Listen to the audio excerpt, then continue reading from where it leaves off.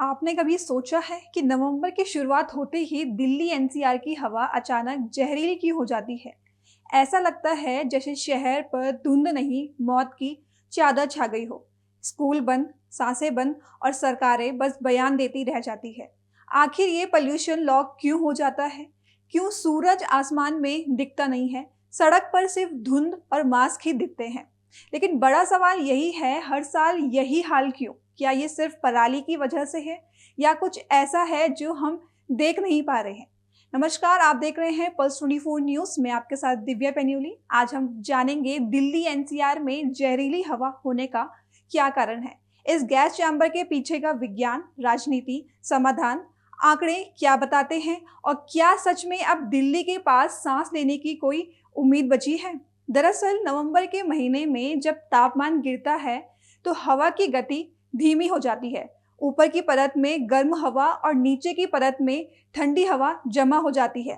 ठंडी हवा भारी होती है, इसलिए ऊपर नहीं उठती और प्रदूषण उसी में कैद रह जाता है। मौसम विज्ञान में इसे टेम्परेचर इन्वर्जन कहा जाता है, जिसमें ठंडी हवा ऊपर की गर्म हवा से टकराकर प्रदूषण को नीचे की परतों में कैद कर देती है।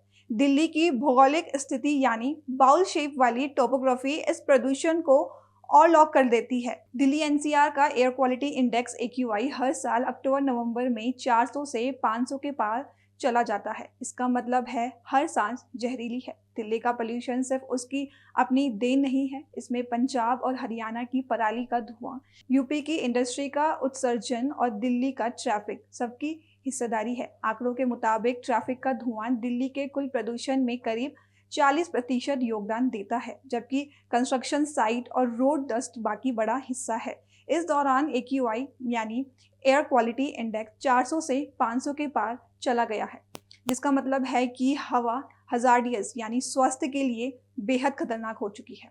सरकारें दावा करती है कि कंट्रोल रूम एक्टिव है, पर आंकड़े कहते हैं कि 60% आबादी को सांस लेने में तकलीफ होती है। डॉक्टर बताते हैं कि ये स्मोक सिर्फ हवा को नहीं, दिल और दिमाग दोनों को नुकसान पहुंचाता है। सरकारें हर साल वादे करती है, कोई ग्रीन वॉर रूम बनाती है, कोई एंटी स्मोक गन चलाती है, कोई ऑड इवन लागू करती है, लेकिन यह सब तब तक काम नहीं करेगा जब तक हर नागरिक अपनी जिम्मेदारी नहीं समझता। बदलाव सिर्फ सरकारी आदेशों से नहीं, सामूहिक प्रयासों से आएगा। कम वाहन चलाना, पेड़ लगाना और फेक न्यूज की तरह फेक समाधान से बचना होगा। दिल्ली एनसीआर का AQI हर साल अक्टूबर-नवंबर में 400 से 500 तक पहुंचता है, जिस कारण स्कूल बंद हो जाते हैं, बच्चे मास्क पहनते हैं और अस्पतालों में सांस लेने की बीमारियां पीड़ित मरीजों की संख्या बढ़ जाती है। सरकारें दावा करती है कि कंट्रोल रूम सक्रिय है और प्रदूषण पर निगरानी की जा रही है, लेकिन आंकड़ों के बताते हैं कि करीब 60% आबादी इस समय सांस लेने में तकलीफ महसूस करती है। डॉक्टरों का कहना है कि यह स्मोक सिर्फ फेफड़ों की नहीं बल्कि दिल और दिमाग दोनों को नुकसान पहुंचाता है। लंबे समय तक प्रदूषण के संपर्क में रहने से हृदय रोग, दमा, स्ट्रोक और मानसिक स्वास्थ्य संबंधी परेशानियां बढ़ सकती है। इसके बावजूद कई लोग जागरूक नहीं हैं और प्रदूषण का स्तर हर साल नए रिकॉर्ड बनाता है। दिल्ली की हवा अब सिर्फ सांस लेने की जगह नहीं बल्कि एक चेतावनी बन चुकी है कि अगर अब बदलाव नहीं हुआ तो आने वाली पीढ़ियों को इसकी कीमत चुकानी पड़ेगी।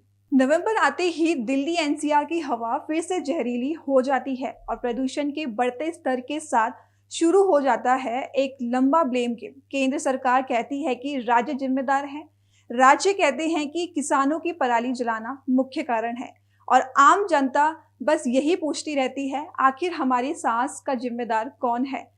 जबकि हवा की गुणवत्ता हर साल खतरनाक स्तर तक गिर जाती है। सवाल यही है कि केवल दोष देने से समस्या का समाधान नहीं होगा। विशेषज्ञ बताते हैं कि प्रदूषण कई कारणों से बढ़ता है। ट्रैफिक का धुआं, निर्माण कार्यों से निकलने वाली धूल, इंडस्ट्री और पराली जलाना, और हर वजह का अपना योगदान होता है। लेकिन केवल आलोचना से हवा साफ नहीं होगी। समाधान के लिए कई कोशिश की जा रही है, कुछ सफल रही है, जैसे green war room, odd even योजना और सड़कों पर धूल नियंत्रण, जबकि कुछ प्रयास अभी अधूरे ही रह गए। लोग भी धीरे धीरे जागरूक हो रहे हैं। मास्क पहनना, पोल्यूशन फिल्टर्स का इस्तेमाल करना और प्लांटिंग के प्रयास बढ़ रहे हैं। विशेषज्ञ कहते हैं कि हवा की स्थिति में सुधार तभी संभव है जब सरकार, आम नागरिक और किसान तीनों मिलकर जिम्मेदारी निभाएंगे।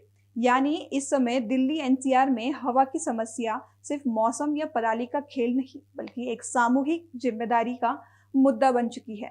दोष देना आसान है, लेकिन वास्तविक बदलाव तभी आएगा जब हम समाधान की दिशा में ठोस कदम उठाएंगे। दिल्ली एनसीआर की हवा की समस्या इतनी बड़ी और जटिल है कि इसका हल एक ही दिन में नहीं निकलेगा। विशेषज्ञ बताते हैं कि केवल सरकारी योजनाओं या नियमों पर भरोसा करने से काम नहीं चलेगा।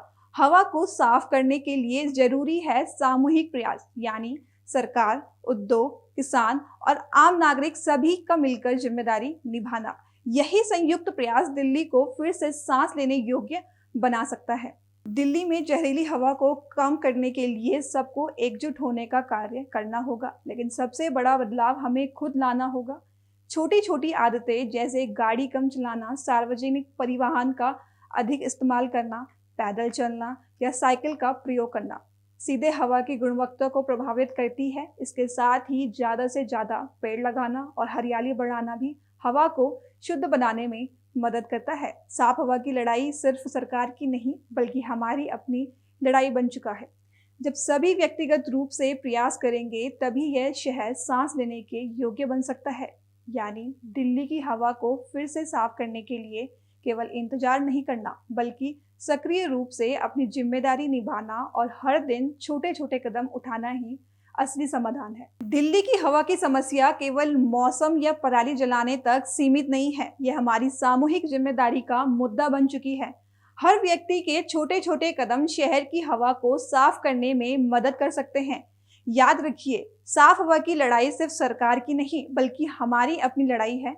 जब हम खुद जिम्मेदारी निभाएंगे और अपने प्रयासों को बढ़ाएंगे, तभी दिल्ली को फिर से सांस लेने योग्य बनाया जा सकता है। समस्या का समाधान तुरंत नहीं होगा, लेकिन सामूहिक प्रयास से यह संभव है।